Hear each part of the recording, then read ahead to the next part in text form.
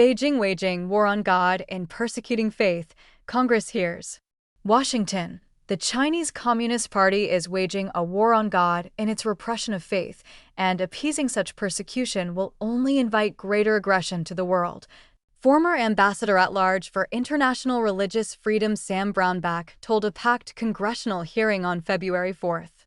Brownback, testifying at the House Subcommittee on Africa, cast religious freedom as a stabilizing force to ensure lasting peace and threats against it as a major global security issue.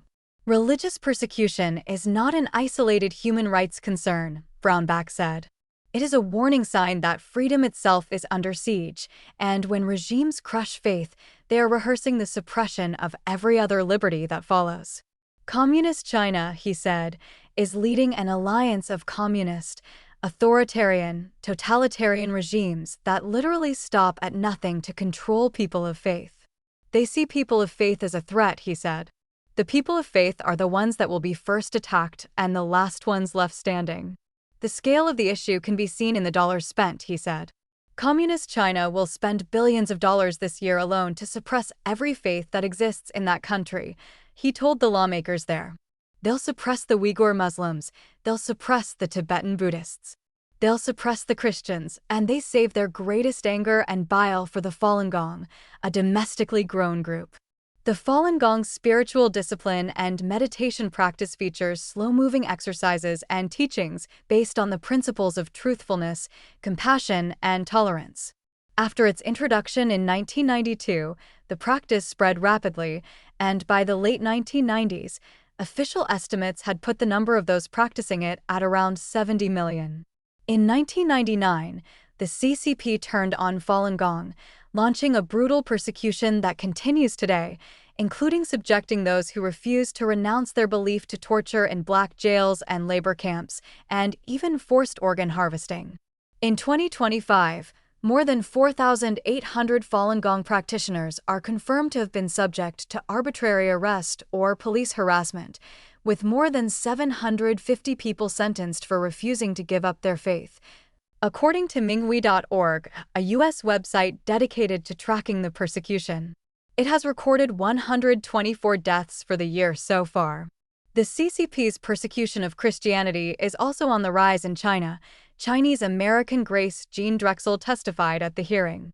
Her father, Ezra Jean, has been in a Chinese jail since October, following a coordinated raid on the Zion Church. Over the past year, authorities disrupted church gatherings during Sunday services, and more than 150 pastors and church members have faced threats, detention, or interrogation, she said. Chinese officials have framed the persecution as being about making religion more Chinese, but Jean Drexel called it propaganda designed to obscure repression. Let me be clear, Chinese Christians have been Chinese for generations. We use Chinese Bibles translated by Chinese scholars. We sing indigenous hymns composed by Chinese believers. Our house churches were led by Chinese pastors, she said, noting that both her father and his congregation are Chinese. Sinicization and practice means removing crosses and replacing them with portraits of Xi Jinping and Mao Zedong. This means replacing hymns with propaganda songs. It means rewriting scripture to a sermon to align with party ideology, she said.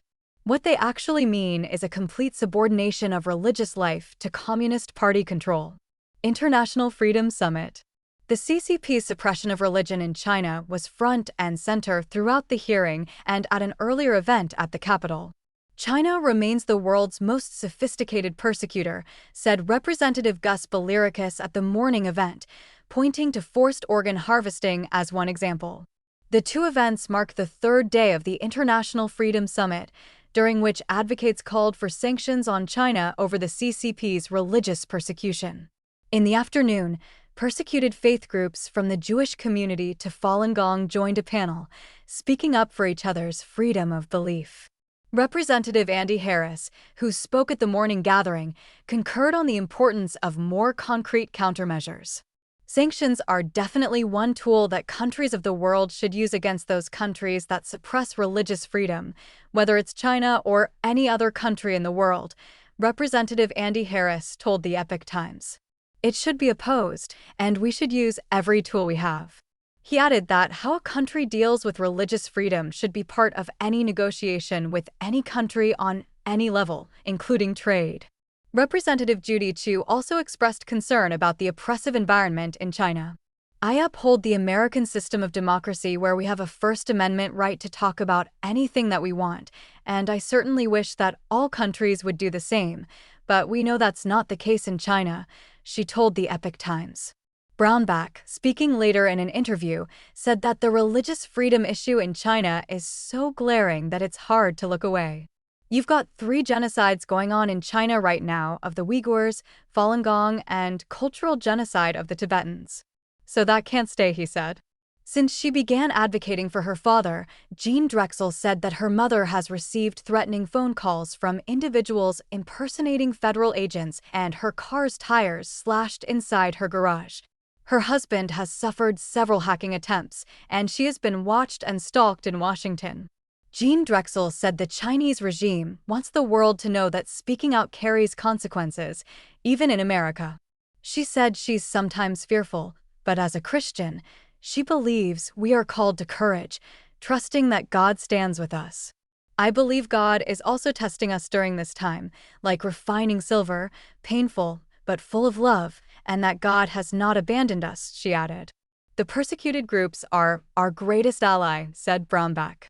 These are people behind enemy lines that will stand up to the regime, that will stand up to the oppressors, because they overcome their fear with their interior faith. They will fight, even if it means their life. And often it does mean their life.